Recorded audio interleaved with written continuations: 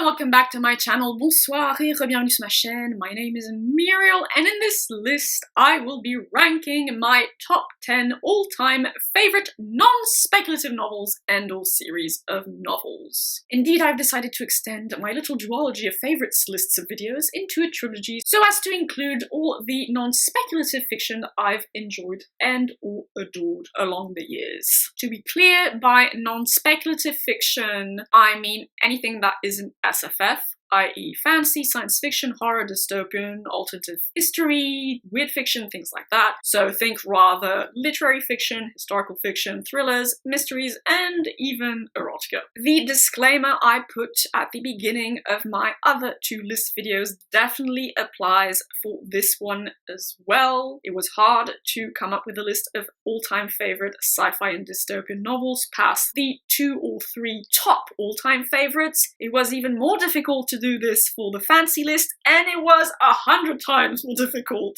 to do for this non-speculative fiction list. Once I got past my basically top 2 all-time favorites, it really became difficult because I just don't read as much non-speculative fiction, generally speaking, and for something in that super genre to become an all-time visceral favorite of mine, it really has to pack in a lot of good stuff.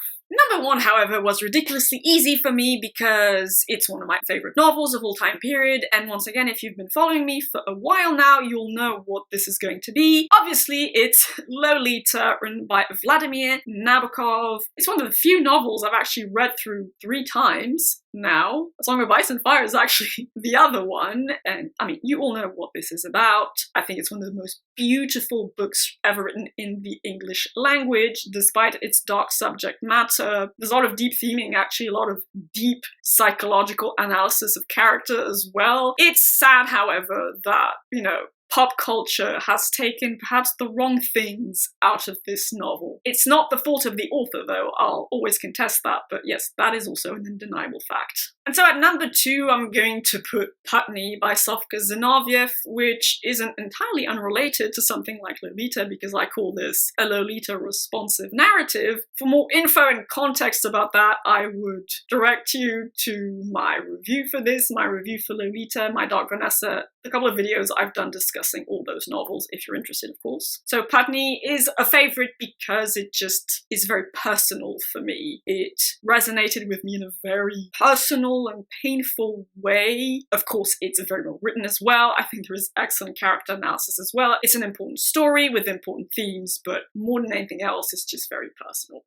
And along similar lines, at number 3, I'm going to place The Bell Jar, written by Sylvia Plath, a novel which deals very directly with mental illness, depression more specifically, from a female point of view, though I think a male reader can definitely relate to some of the stuff in there if they've gone through something like depression. So yes, The Bell Jar, I just was very moved by the depiction of depression related to a lot of things said in this novel. That being said, I read this a while ago. I would definitely benefit from a reread. You might have noticed that there's kind of a running theme here of non-speculative favorites being very emotional for me. And I mean, yes, you wouldn't be wrong, because the trend continues with number 4 being The Color Purple by Alice Walker, an extremely emotional and moving story. Originally, I'd read this because I'd found out through the internet that this had good female bisexuality representation, and indeed it does, but I mean, there's so much more to this novel than that. There's a lot of discussion about spirituality and God, but in a way that is compatible with my personal pantheistic beliefs. It talks about sisterhood, not sisterhood in the social sense, but like biological sisterhood and family and the importance of friendship and love and female relationships. There's a lot going on in this novel, and it's just so powerful and so moving. I would definitely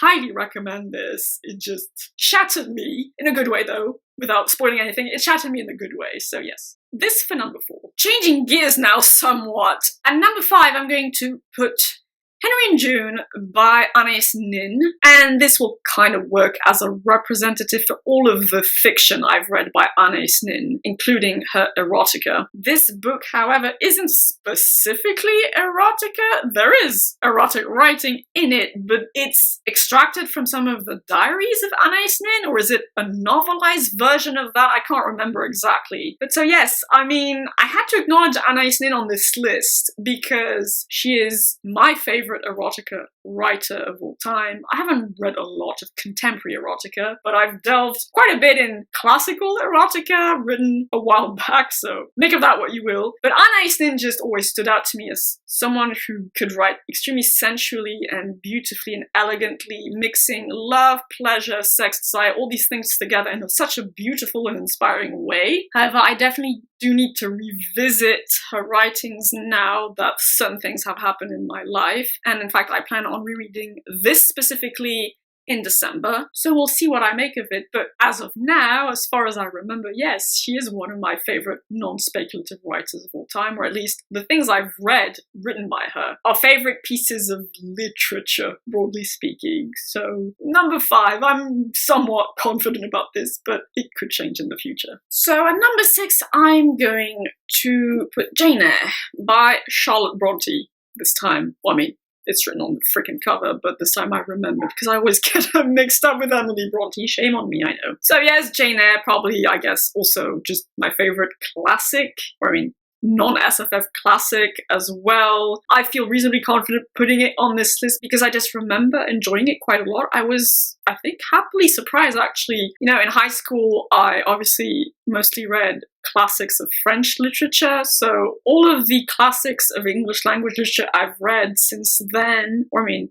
I've ever read, period, they were kind of personal picks, and this one was a very pleasant surprise. I really enjoyed Jane Eyre's journey, the setting, the elements of proto-feminism / outright early feminism as well, so yeah, I'm going to put it on this list. However, I do need to reread this at some point, and it could shift around or get off the list ultimately one day, who knows. Basically the same goes for number 7, which is going to be Atonement, written by Ian McEwan. I read this a long time ago now. I first saw the movie adaptation, which I really highly enjoyed, and then I read this, and I really highly enjoyed that. The only thing that's really different is the ending, really. I mean, and some of the characterization. I found the characterization of the main female character, who is the narrator, I believe? Maybe I got that wrong, whatever. I found her psychology really intriguing. I didn't specifically relate to her as a character, but I found her very interesting, and I found the World War II setting interesting, which is unusual because I really am not attracted to those kinds of stories at all. And same kind of goes for movies, really. Like, World War movies do not interest me, and in general, it's not a part of history that really attracts me that much. However, quick little exception I need to mention, if you want an excellent, and I mean freaking outstanding documentary about World War II. It's called Apocalypse. It's originally a French language documentary, but you can easily find it in English, I'm pretty sure. Anyway, digression over. So yes, this is a World War II story as well, and I really enjoyed it, and it was very moving about character and character relationships, and how the errors you make in your younger years can have incredible, terrible consequences for the people around you. However, like with a lot of the other books on this list, I definitely need to reread this at some point. And number 8, I'm going to put the Warlord Chronicles, written by Bernard Cornwell. Some historical fiction for a change now. Unfortunately, I don't have the copies with me anymore. I lent them to someone at some point, never got them back, which is annoying, so I assume I'll probably buy them again one day. It's basically my second favorite retelling of the Arthurian mythos after The Mists of Avalon. The Mists of Avalon being lighter, fancy, with elements of historical fiction attached. Here, the Warlord Chronicles are entirely historical fiction. There's nothing fantastical in them, but it really explores that story in very interesting ways, in ways I just never saw in other retellings I read at that time of the Arthurian mythos. The characters are very colourful, the historical setting was very convincing, which you would expect from a fairly well-respected historical fiction author such as Bernard Cornwell. I really enjoyed that trilogy, and I definitely want to reread it as well at some point in the future. And at number 9, changing gears pretty radically once again and veering into thriller fiction, I'm going to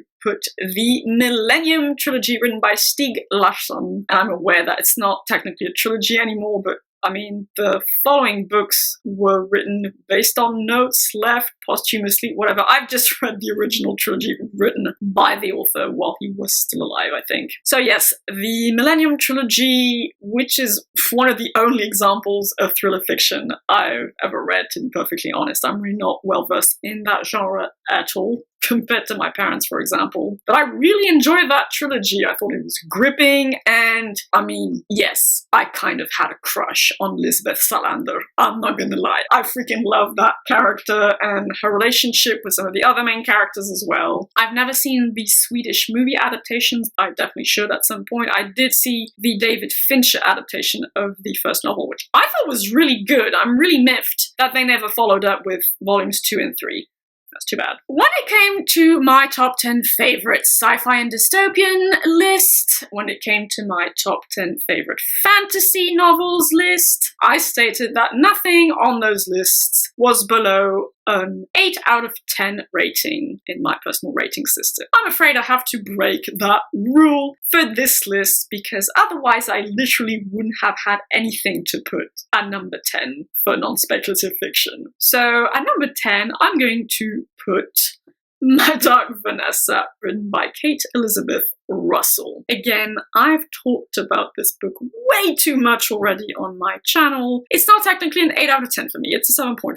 It's a small difference, yes, I know, but it counts for me in my personal rating system. It is very good. I mean, I'm not changing my mind about my qualms regarding the writing, regarding the character work, but I can't deny how good the theming is ultimately, the discussions this can start. And, well, once again, kind of, closing out that loop is just incredibly viscerally personal for me. Putney ultimately reflects my story in some ways better than this, but this has just so many passages, so many thoughts attributed to the main female character that I've literally held myself. It tackles this theme of Lolita-like abusive relationships. I mean, Lolita-like in a very specific way. Again, I'll refer you to the videos I've done on the subject for more information there. It just tackles that subject so well. It mirrored aspects of some of my lived experience so creepily well. So yes, it's a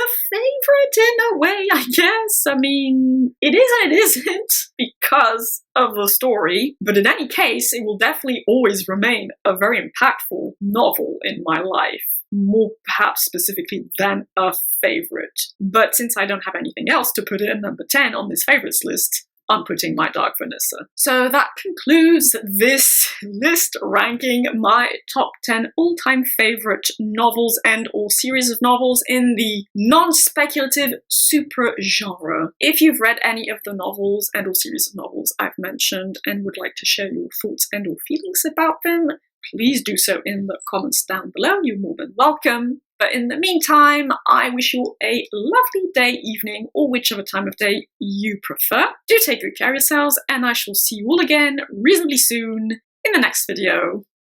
Bye-bye!